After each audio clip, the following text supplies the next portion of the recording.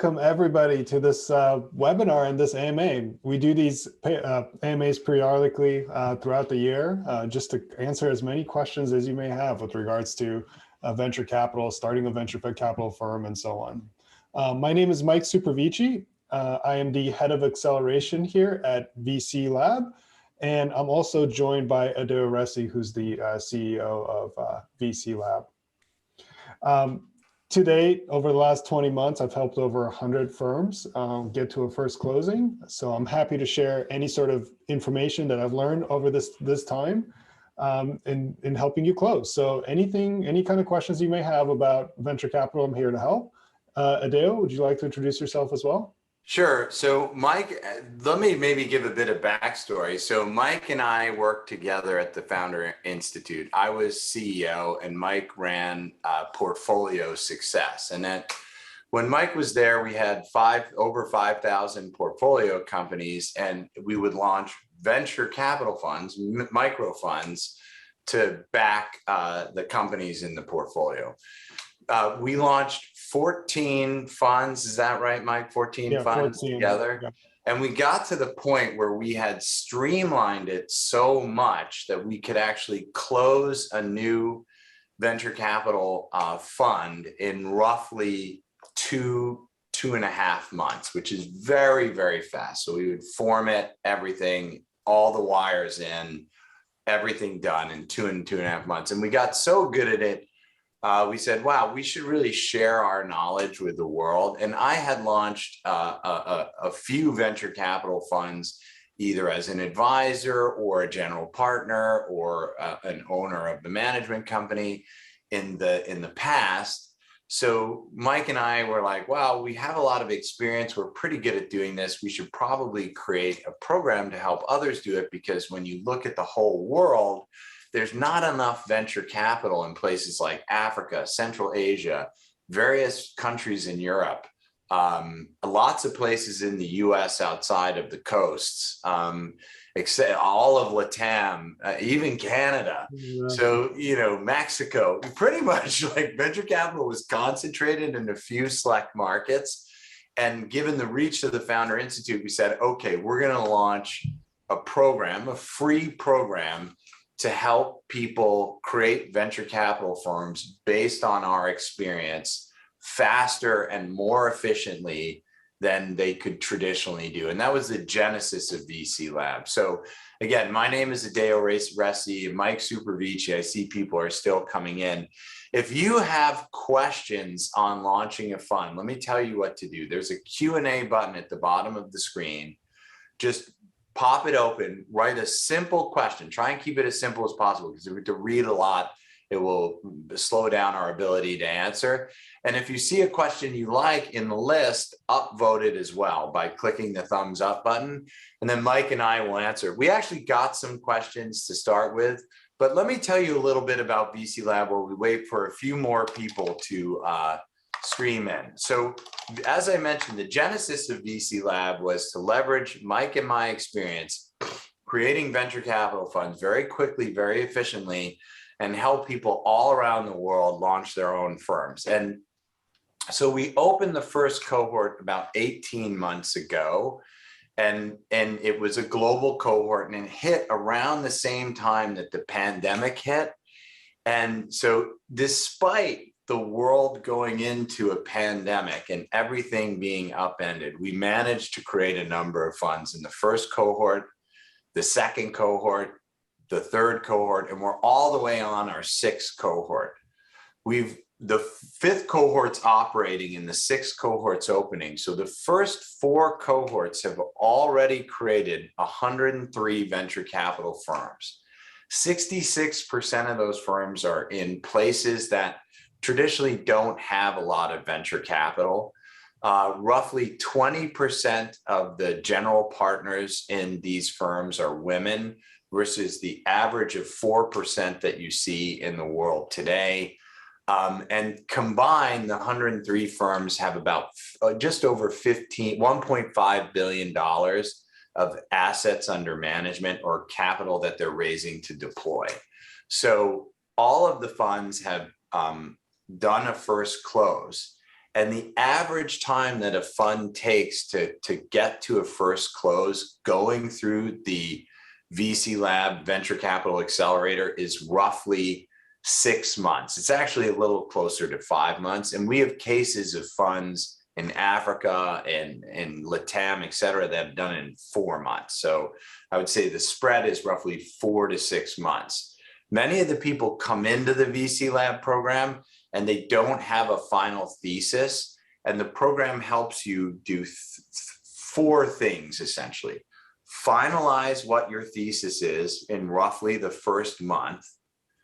Work on your underlying core presentation and materials in roughly the second month. Start aggressively pitching as many limited partners as you can in roughly the third month, and then begin the closing process in roughly the fourth month. And that's how the program works. There's a few things that the program does that's pretty interesting. So first, we have a very good curriculum that you work on each week. It takes about 25 hours. And it works through the things that need to be done synchronistically to launch a fund quickly. It takes people oftentimes 18 months. That's the average time to a first close for most new managers and most first-time managers. So a new manager, by the way, is anyone who starts a new fund, even if you've been a VC before. So a first-time manager is obviously someone who's not been a VC before, but it takes on average 18 months for first-time managers and new managers to create a fund. And the reason is they do things out of order, right? They talk to a lawyer too early, or they start pitching LPs, but they don't have a finished thesis. So what we do is we say, okay, do this, do that, do the other thing. We sequenced it all out. We're constantly rewriting the curriculum to tweak it and make it even more efficient so that you don't waste time doing things out of sequence. Like you don't have to fire a lawyer. You don't have to throw away legal stuff you don't use, blah, blah, blah. And I see questions coming in. That's great. So that's number one. The curriculum really helps you do things in the most efficient manner possible.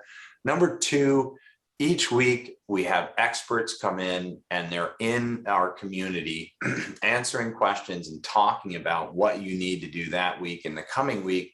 So if you have a question or you don't understand how to model your fund or you don't know what should be in your deal room, there's always a top expert there to answer your questions that week for the work you're doing now or work you're doing in the future. Oh, and really, really the best of the best. A lot of them now are alumni, because our alumni are very successful fund managers with markups and exits and all of the above. Last but not least, the third cool thing is the Slack community is off the hook. I got a message from Slack today. Our average number of messages in the month of January per day was 556 messages. So every single day in this community of managers from around the world, they write 556 Slack messages. I mean, it's insane, but it's beautiful because people are like discussing deals. They're discussing how to do deals. They're discussing how to set up the fund, and they're all the channels. So it's very segmented and really easy to follow. There are channels for UK, channels for Europe, channels for Asia, and people are really sharing and discussing everything that they're doing, and the community is very and responding. It's just it's a magical experience in every way.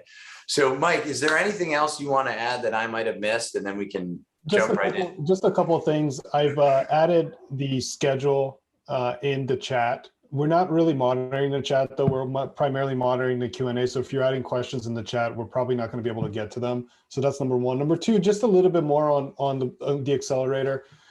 This is not a learning program, okay? It's a closing program. So the deliverable at the end of the program is that you're going to do a first closing on your fund, okay? It's a very action-based. There's no theory, none of that, okay? Like the whole point is to get you to a first close and to get you to a first close very quickly. And it's free. And it's free, yeah. So and people are like, well, why do you do it if it's free? So look, we're here to change the world, All right. We didn't set out, we did this without an economic model. It turns out we're actually doing, the business is doing really well. And I can talk about that if you're interested, but the program's free. We didn't do it to make money. We did it to make the world a better place, because we know that they're great innovators, whether it be working on clean tech or whatever, all around the world, that literally do not have access to capital. And we know this because we ran the Founder Institute and Mike ran the 5,000 company portfolio. And they're like, I can't raise money, I'm in Central Asia. I can't raise money, I'm in wherever. And like, the reality is it's true, they couldn't raise money. They have to fly somewhere and move there and move their company and everything else for them to have a shot. And we said, this is not right. This is broken. We're going to fix it. And so that was the genesis, and it's free for everyone. We're here to help. And maybe we should jump into questions. Now, there was a question asked before we started, and then we'll get to questions asked here, which is, do I need a track record to start a venture capital firm? And so the technical answer to that is no. But of course, if you have a track record, it's vastly better, right? And there's tons of, I would argue that most of the existing venture capital world today is run by people that didn't start it out without a track record. So if you look at all the major funds, they recruited in people out of college or whatever. They train them, but they were not actually investors before they started in the world of venture capital, and they gained their experience working their way up slowly through the venture capital ranks, which can take, in some cases, decades. Okay. But if you've been an angel investor or an advisor, or you're running an accelerator, or you've been helping founders in some capacity, you have a sufficient track record to be as good as anyone else entering the venture capital field, traditionally with no experience, right? And if you don't have any track record at all, it's possible to enter venture capital, but you really have to do some deep soul searching to think about what value add you can bring to the companies you're investing in, to the LPs whose money you're managing, et cetera. And I can go deeper into that, but Mike, I see you. Yeah, so this is a network business, okay? So, if you have the network of lots of founders, for example, coming to you because you're running something or are a sought after advisor or a sought after investor, you would make a very good candidate for, VC, because, you're gonna have to parse through these networks, and you would need some sort of competitive advantage to be able to win against all the other VCs that you're going to be competing with for deal flow. If you're not quite at that point where you have a very strong network, then it's probably better just to go build out that network. And then once you're kind of at that point, go out and think about launching a venture capital firm.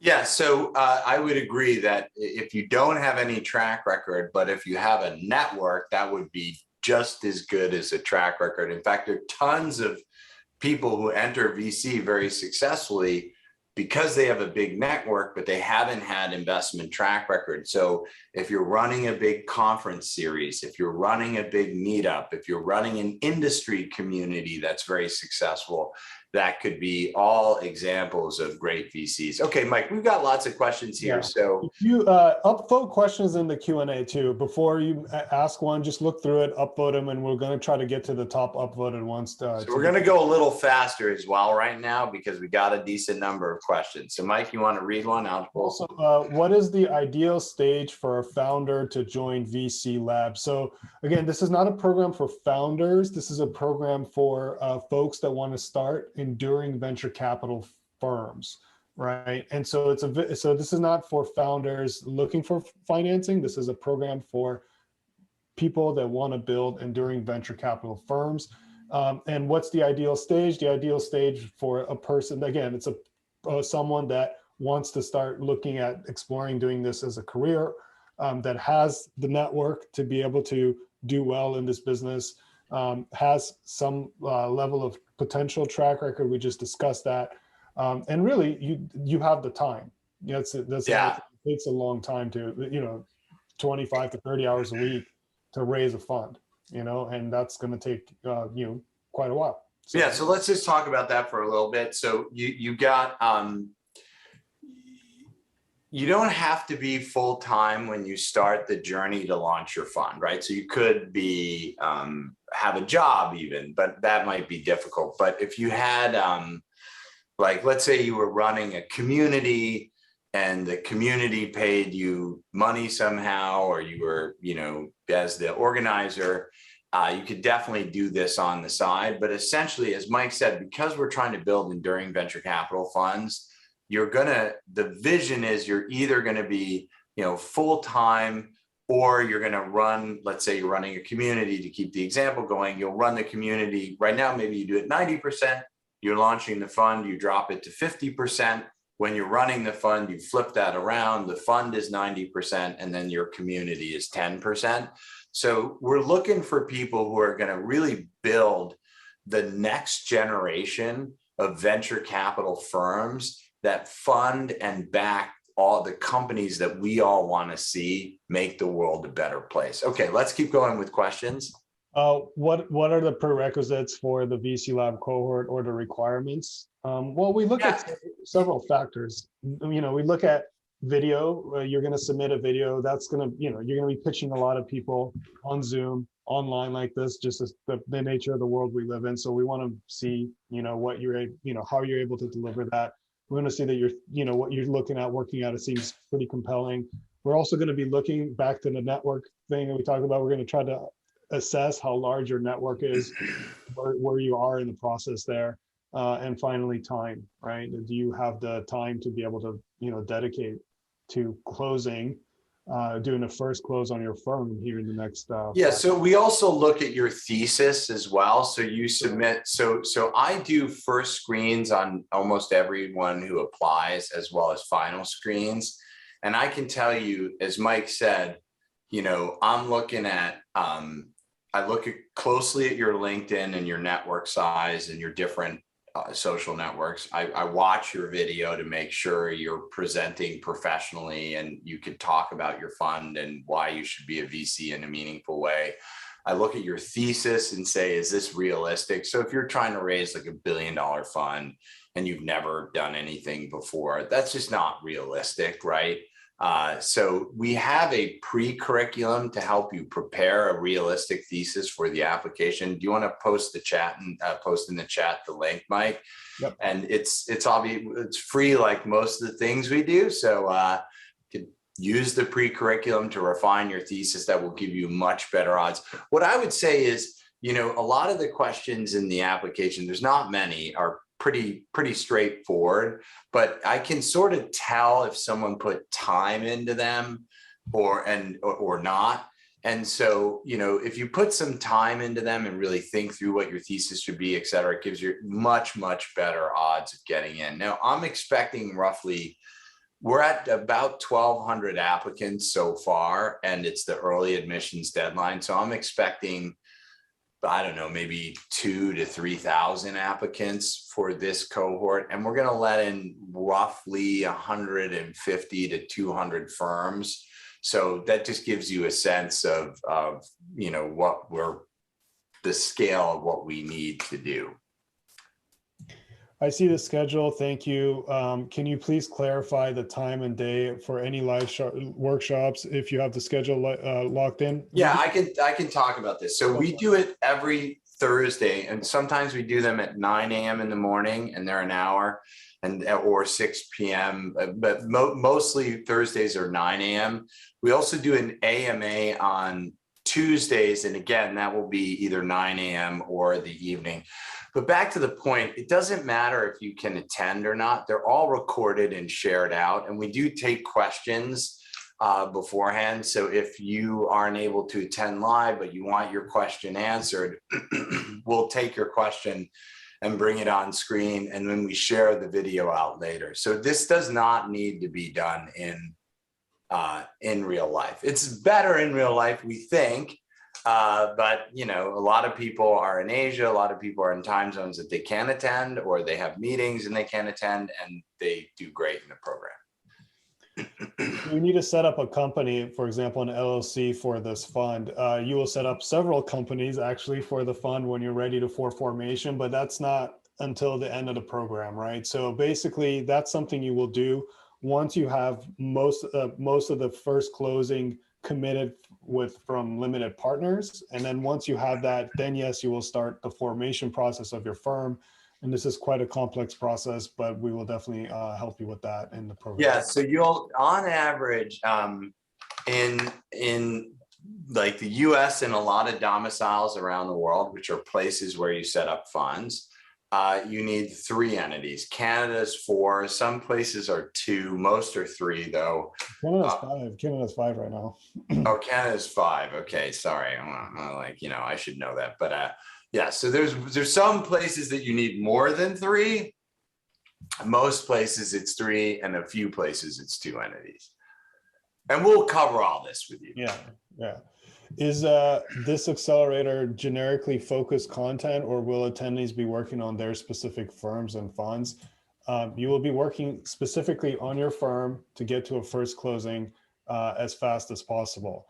We have a series of best practices, which we've been able to put in a curriculum, and we update the curriculum not only with every cohort, but we do it literally the week before we're about to upload content onto the site, depending on market conditions, depending on where the cohort is at, and so on, to basically get you to a first closing as quickly as possible. And again, we've been doing this now for 20 months, and the results basically speak for themselves. So the process works, and it works everywhere in the world, irrespective of where you are.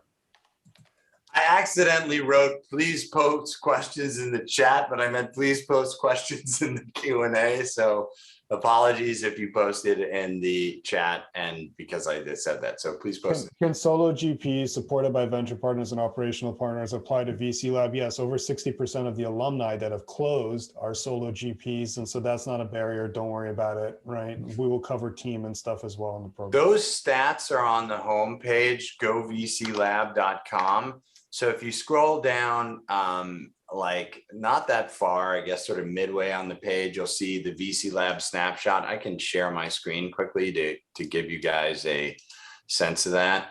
So somehow it's not, okay, I can't share my screen for some reason. But anyway, make a long story short, it's 103 firms, 68% are solo GPs. So yeah, solo GPs are very common, and they use venture partners, as you said, and to get the team fleshed out. What is VC Lab's business model? Understand the course is free, but how does VC Lab succeed as the student? Yeah, so let me talk about this. So here's what we do, guys. We didn't know what our business model was, okay? So we started VC Lab. We was started in the Founder Institute. It took off. It got really big. We're like, very different business. We need to spin it out. So now it's its own independent entity from Founder Institute, but we're sister companies. And we still didn't have a business model. But what we were doing is we were talking to everyone in every cohort. So cohort 1, cohort 2, cohort 3, we'd say, okay, what do you need? Do you need this? Do you need that? Do you need this? And what everyone said, 100%. So some people, like 20% of people wanted one thing, 20% of people wanted another thing, but 100% of everyone said, look, it is brutal to form these funds because the lawyers are very expensive, the domiciles are very complex, and it's very difficult to run the back office of the fund. So if you could do a formation and back office service, I would do it. And the interesting thing was, people who were very wealthy said this, people who were very not wealthy said this, women said this, man, 100%. And so we're like, okay, let's just do that. So we built a global formation and back office offering where we will help our alumni funds set up their funds and run all the back office. And it's the demand is so high that we can't even help 100% of our alumni. We can only help a subset of them. And that right now is the business model. And as I mentioned, like we have way more demand than we have supply because it is a labor of love. We take a lot of time to help these funds be the best that they can be, get the best documents, get the best back office assistance. So you know, we can't, if we're creating 103 funds, or this year we might create a few hundred funds, we just can't help every single one of them because we're so careful about quality of what we're providing.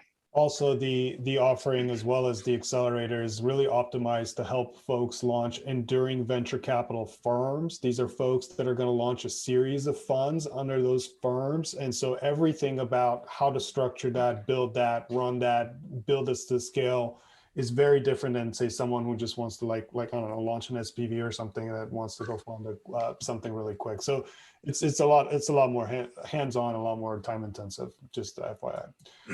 Yes. We are looking to build a venture studio in Singapore.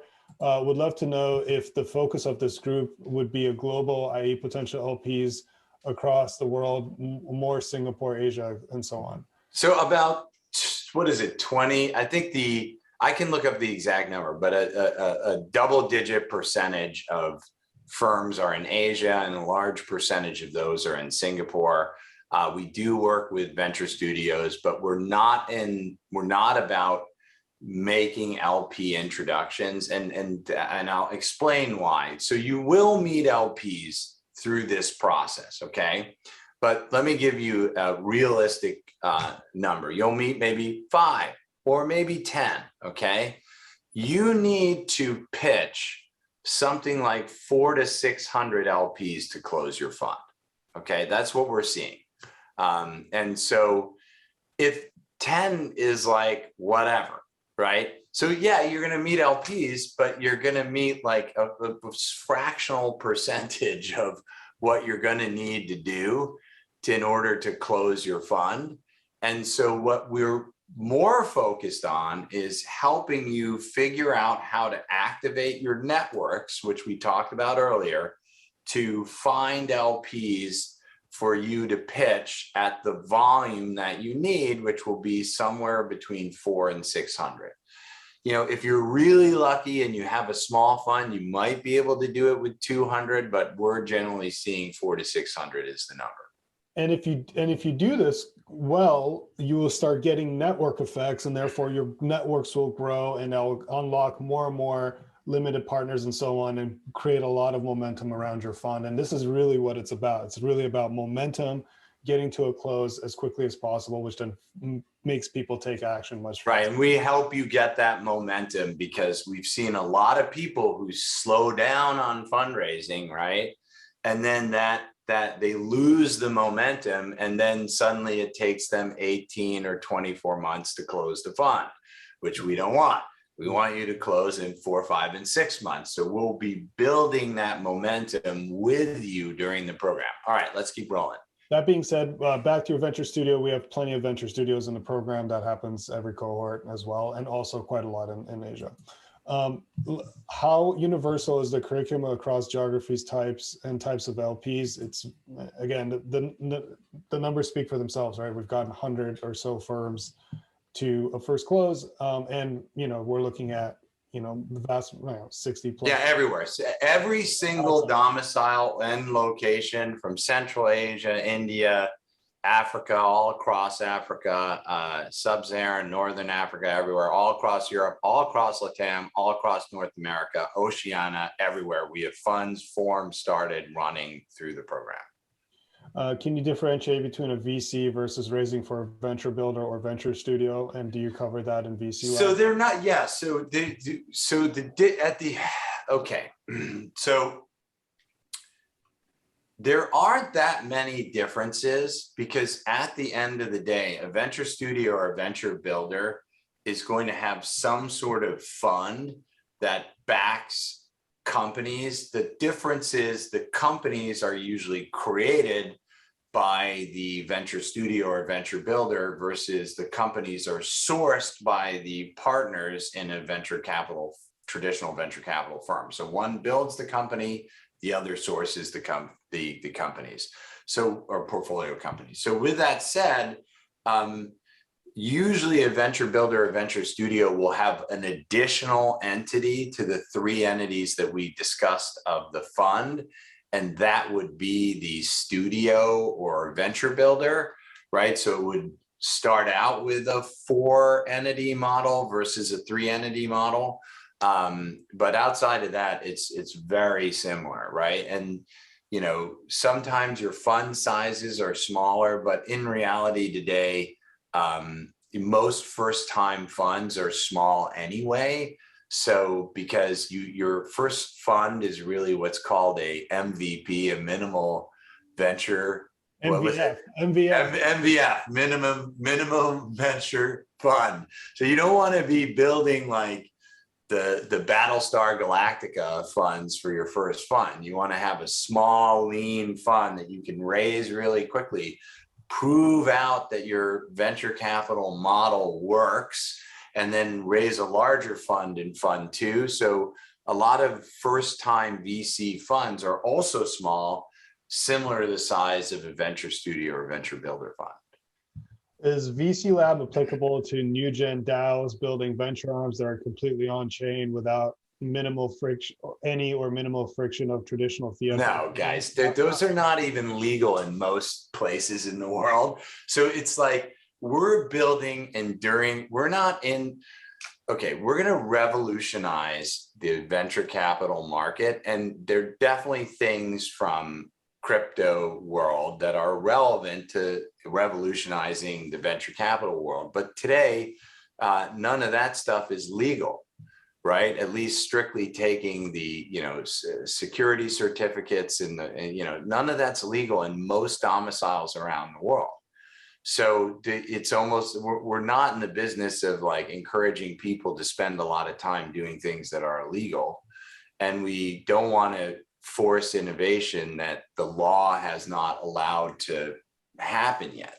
So we're really, again, very, very laser focused on helping people create venture capital firms that are enduring. Now we have a lot of venture capital firms that have come through using traditional venture capital models to fund innovative crypto businesses, et cetera.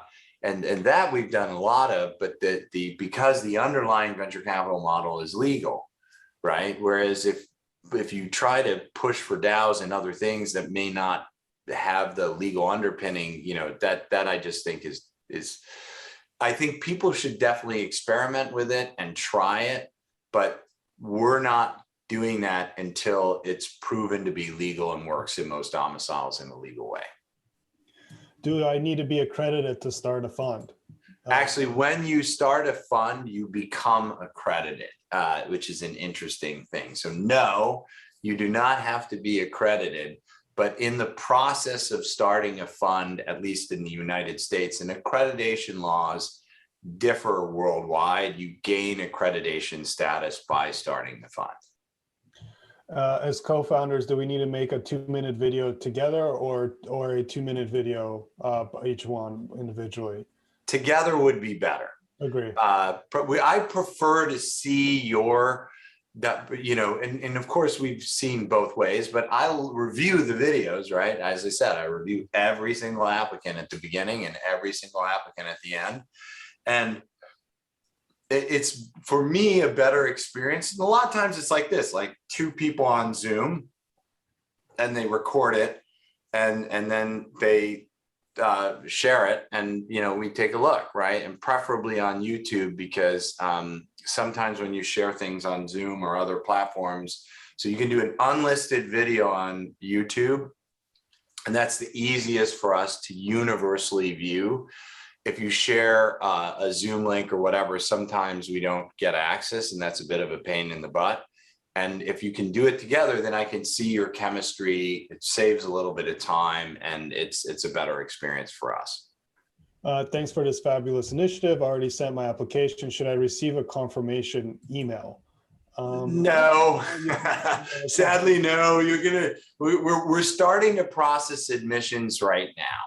And it takes, and the early admissions deadline is this weekend. So definitely you have some time to refine it. What will normally happen is, as I said, I review all of them first, I score them, and then that goes into a queue for other key team members to take a look. Then they will score them, and then the top scoring people get a final review and then an admission. So what will happen is you might get an email that says you need to fix something, right? And if you get that email, fix it. Otherwise, you're going to get an acceptance letter, or if it's just too full, we'll just say, hey, we don't have enough room in this cohort. Here's some resources to get better, and let's try and get you in the next cohort. Participants in VC Lab get greater access to founders enrolled in Founders. From a deal flow perspective, I hope so, because I hope to fund pre-seed, so it'd be great to get such access. The answer is yes. We're also creating various systems to allow for alumni to basically get priority access as well. How many cohorts do you run per year? When will the next cohort be organized if now is a bit too early for somebody? So we try to do 3 a year. Like we have one running right now, right? We have another one starting in February. The next, so what happens, everyone, is there's times to raise money that make sense, and there are times that don't make sense to raise because it's this middle of the summer. Like basically July and August, terrible months to raise everywhere in the world, including Southern Hemisphere, Northern, terrible. What actually might be the worst time in the entire world. January and December are also pretty terrible. So if you're trying to raise money in those 4 months, it's going to be really, really hard. So we structure the programs to skip those times when we're pushing people to fundraise, and we can normally squeeze 2 or 3 programs. So I think this year we're going to try and get 3. The next one will probably start. I don't know. We're going to have to look at timing, because again, we're already the February one is designed to get you to close. And let's talk about this, because this is pretty important. If you want to close in 2022, and venture capital is all about vintage year. Since the genesis of venture capital, they've looked at everything you can imagine, because they hire the smartest people to dissect numbers. The single most important thing to venture capital returns historically has been what year your fund was formed. Vintage year, number 1. So I think 2021 is an epic year, personally. I think 2022 will be another epic year. I don't know what the future will hold, but I have a very good feeling about this year. If you want to close, because there's a lot of great companies coming out, lots of new funds, more money entering. So this is a renaissance of venture capital, and you're at the beginning of it, okay? So it's a good time. So 2022, that year will come, this year will come very quickly and go, right? So if you started in the February cohort, our goal will be to try and get you to a close by May or at the latest June, because you can't really close in July and August. And we've seen too many bad negative stories of that. So you can't really do it. So we're going to try and get you to close in May or June. Now, if you slip, you can still close probably in October or November, right? And make 2022. So I think the best cohort, if you definitely want to be a 2022 vintage fund, is right now, because you get 2 bites at the apple. One this, spring, early summer, and one in the fall. Should we keep going, Mike? What is the average first fund size for your 100? I think it's like $16.7 million or something like that. I mean, it's well, so we have 1.5 something million AUM. So it's actually probably in 103 funds. So whatever. So maybe it's 15 million. But I think I ran it recently with some of the newer funds, and it's gone up with cohort 5. So it will be closer to 16 or 17.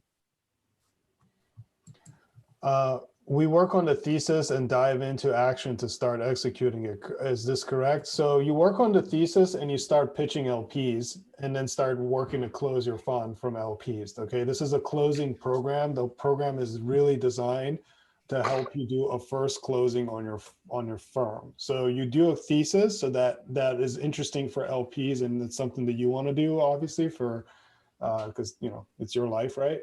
And then you're going to try to close on that thesis within the program. The way to think about this, guys, is if your thesis is really good, and we spend about a month working on thesis, about 1 in 3 people that you pitch will say, I want to invest. Okay. If your thesis isn't that good, it's like 1 in 10 to 1 in 15. Right? So our goal in the first month is to increase the quality of your thesis, right?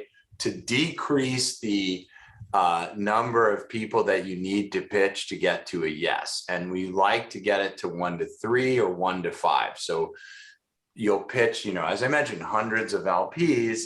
And in the beginning, you'll be like every 10th to 15th LP that you pitch will say yes. But as we're going to help you refine that so you can get it down to like 1 in 5 to 1 in 3. So there's a related question. What is a thesis? This is I put go look at the chat, Jay, where you can learn about how to basically structure a thesis and how it works. But basically, this is why this is what you're going to be investing in and why you're essentially uniquely qualified to execute on this really, really well for LPs.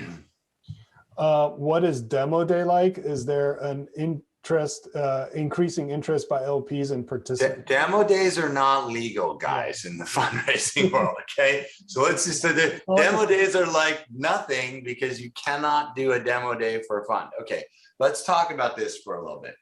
You can't talk about your fund publicly. Can't tweet about it. Can't share it on LinkedIn. Nothing. Okay, if you see people doing it, they are either breaking the law, or there's some types of funds that you can do that for, but we advise against it. And I'll explain why. So first, the most jurisdictions around the world have what are called pre-marketing laws. Pre-marketing means like you're talking about the fund to people, but you're not actually fundraising. Marketing is you're actually fundraising and closing. And they have also marketing registration. So they have pre-marketing regulations and marketing regulations, okay? Europe has a lot of them. The US has less. Everywhere has some, okay? So as a general rule of thumb, to comply with all the rules all around the world, because the rules apply if you pitch someone in Europe, but you're an American citizen, the European and the American rules apply to you. So the most conservative thing that you can do is not publicly market it at all. And then actually you comply with all the regulations. If you're privately talking with people that you have a pre-existing relationship with, you comply with the global world, for the most part. I'm sure there's somewhere that might have rules about that too, but for the most part, you're basically complying with most of the world's regulation. You can privately talk about anything you want with your friends, right? So first, you set up a relationship with a prospective LP, and then second, you talk with them about your fund, and we'll cover all this in the program. So if you are today thinking of launching a fund, I implore you, if there's anything out there saying that you're doing that publicly, immediately take it down. Just delete it, remove the post, whatever. Do not have that out there. It's not the end of the world, but they can the SEC can and does investigate these things. The European regulators by country can and do investigate these things. And it's just, you don't need the hassle, right? So take it down. It will save you a lot of headache. Now, there are what are called exemptions and exceptions, but a lot of those exemptions and exceptions require that you do additional work that is cumbersome, and it scares away a lot of limited partners. And last but not least, if you're out there on social media, and I see this and I'm like, whoa, these people are going to get in trouble. It won't be pretty. If you're like, I need money for my fund, I invest in my fund, invest in my fund. It looks cheesy, right? It doesn't look professional, right? And you're a professional money manager going out there begging for money, and then you're going to go invest in startups. Does that look really great? Not really. And it's frankly illegal in a lot of places. So I would just stay away from them, be very careful. And that's why demo days are effectively not a good idea, because you're encouraging people to break regulations. Now, what we do instead of demo days is we have private networking events for GPs and LPs, and we instruct all the general partners, the VCs, just, talk with LPs all you want, just don't pitch your fund. And then they build a relationship with LPs. And then if the LP's like, oh, I'd love to learn about what you're up to, they can take that offline and do a private pitch. Maybe not ready for this cohort. Are there any resources available to get ready for the next cohort? So yes, Michael, if you look in the chat, there's a link to a pre-curriculum. I strongly recommend anyone that's like thinking about doing this to just go through that. It gives you quite a lot of quite a good groundwork of information about kind of how to build a thesis and finding out what your secret sauce is and all this other stuff. So take a look at the pre-curriculum that I put in the chat. Adeo, nice office. We'll get to the books later. A lot of these are gift books, but I do have I have programming books like Creative Capital. This is the first venture capitalist. This was written by a friend of mine. I don't know if he signed it, but anyway, so I have a lot of books on space because I helped start. I worked with Elon on Life to Mars, which became SpaceX. I have a lot of books on venture capital, and I have a lot of books on programming. So, will there be another cohort this year? Yes, we don't have a set date yet. Most likely going to probably launch this summer so that we can get people ready for the fall closing season. Do you guys have a focus on Singapore, i.e. LP pitches, etc.? We have, no, we're like a global program, but we have quite a lot of folks in that region and quite a lot of folks domiciling in Singapore. So we're very familiar with the region and can help quite a lot. Jake has a really great question. And if you got questions, we have a few more minutes and we're going fast. So pop them in the Q&A right now. We have a hard stop at 10, so get them in now if you're going to do it. Yes. Shifting gears a bit, I keep hearing my geo market can't support a VC firm or startups are too immature to support the fund. Do you have funds fighting this battle? Yes, we do, but Central Asia, lots of places in Africa, lots of places in South America. There's a lot of the problem in this place, as you point out, is that there's a startup issue, but there's also an LP issue, right? So there may not be super advanced startups, but there might not be also sophisticated LPs. And a VC issue, right? There might not be follow-on capital if you're coming in early, things like that too, right? So look, I mean, I'm not gonna I want to be super clear. It is not easy to start a venture capital firm. Okay, this is not going to be like, what am I doing today? Like I'm surfing and starting a fund and, then I'm going to do some yoga. Like, no, you're going to be like grinding for 100. Yeah, it's hard, guys. I'm like, this Lots is not like, think about it, 400 LPs to pitch. You got to get an introduction to every single one of those people. Right? And they're not in groups, right? You're going to so that means that you got to find a connector or multiple connectors sometimes to them and so on. So it's like, a lot of folks. With that said, people are doing it in 4, 5, or 6 months, and I wouldn't, you need to want to be a VC because you want to be a VC, because you want to help founders, because you want to be part of their success, because this is what you feel is the right thing for you to do in your career, because this is something you're passionate about. And then it's not work, but it doesn't mean it's easy. It's more like you're doing this because you're really passionate about it and you want to get it done. And then you can definitely do it. Everyone who wants to do it and sets out to do it has done it in even much hard places like, you know, Turkmenistan and stuff, like literally. Okay. And you think you're in a hard place, I promise you Turkmenistan is harder, or Mongolia, or wherever. We have a person forming in Mongolia right now, right? So because they have the money and everything. So it's like, it can be done, but it's a grind. And so don't do it unless you're like really genuine, like this is what you want to do. And then the grind is like, okay, it's a grind, but it's something you're passionate about. So it's an enjoyable grind, right?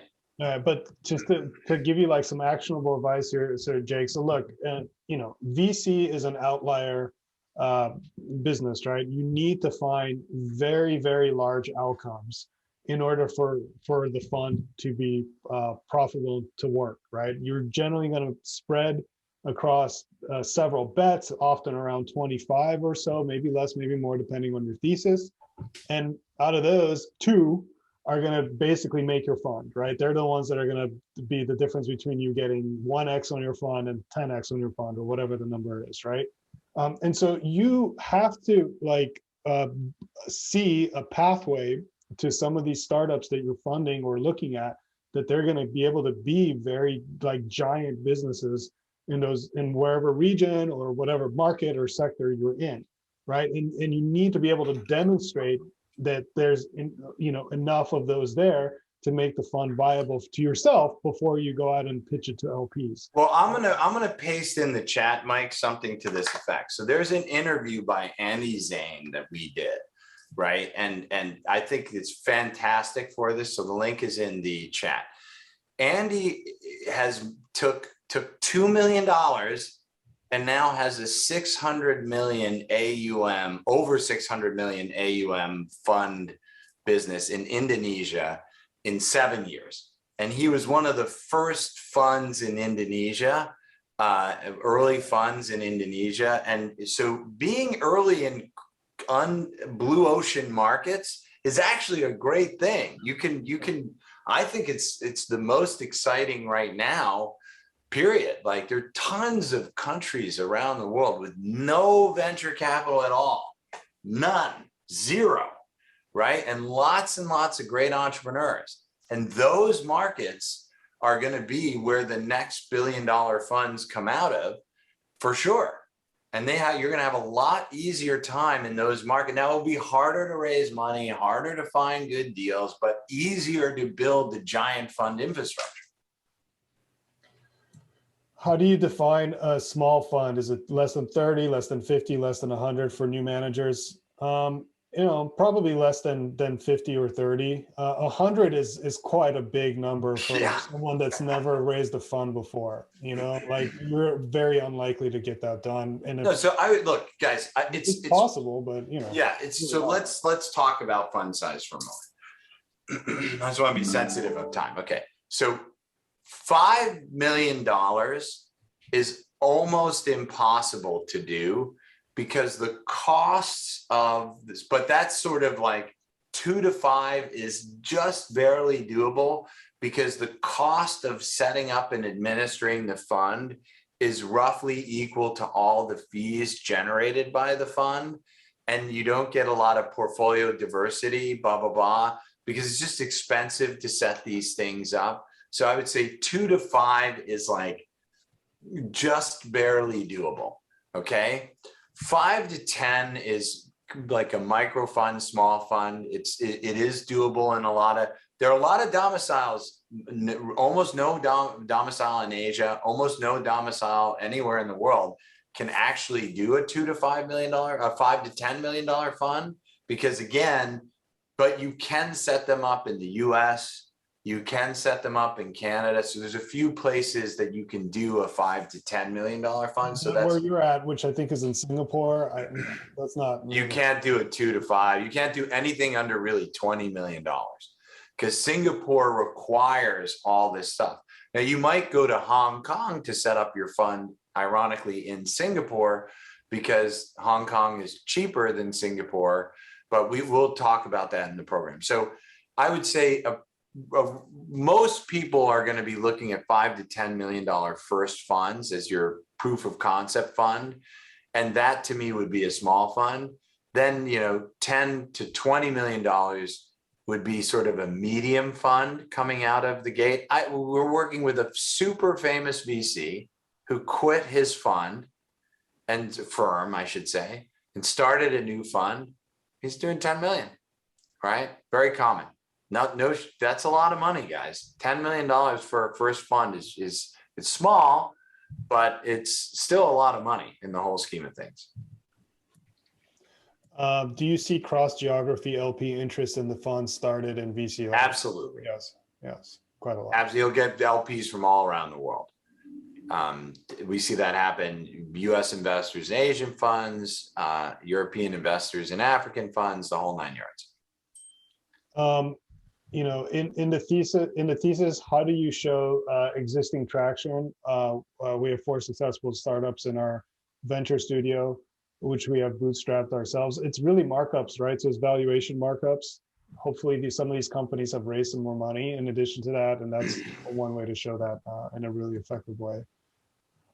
Can you work with foreign GPs with funds already incorporated? Yes, we have quite a lot of folks into the program that either have done a first close or are even on fund 2 and fund 3. I would say over 10% of the cohort is either on fund 2 or fund 3 or their second close. And right now, I think we have over 100 funds, maybe even 150 funds in cohort 5 that's running. I wonder what is the key to deal origination. I've been successful in fundraising recently, but nowhere near getting good deal flow. How can I really see? We spend a lot of time on that, right? And unfortunately, it's not like there's no silver bullet. It's not like all you need to do is X. So some people have networks, right, that they've built and that generates deals. Other people have a brand, they're kind of famous, and that's how they generate deals. And then we've had people that literally like search the internet and have systems to find deals on LinkedIn, and they find under network founders and invest in under network founders. So but what we do in the program is we help you find a way to do that. Now, if you really, really are like no access to deal flow, no thesis on how to get deal flow, you can always run a chapter of the Founder Institute, and that will put you into a deal flow funnel very quickly for early stage and companies. So that is one way to get deal flow if you really, really are light. And you can just go to fi.co/lead and apply to be a local leader, as we call them at the Founder Institute. And that's one way to get deal flow. We do have to wrap right now because we do have a hard stop, everyone. Thank you so much for taking the time to do this. I know there's a couple of questions around how we capture value. Yeah, just rewatch the recording. We covered that. Plus, we have a whole bunch of other events. So this is not the only AMA we're going to do. We're kind of planning on doing one almost every week for between now and final admissions. And even after that, we're going to keep doing this over time. So just look at we want to just, if you guys, we want you to be comfortable with the journey that you're going to go on and answer questions about the program, answer questions about Starting Fund. This is like one of my favorite parts of every day. Yeah. So agree. All right, everyone. Have a great weekend. It was great speaking with you all. Have a good day. Bye.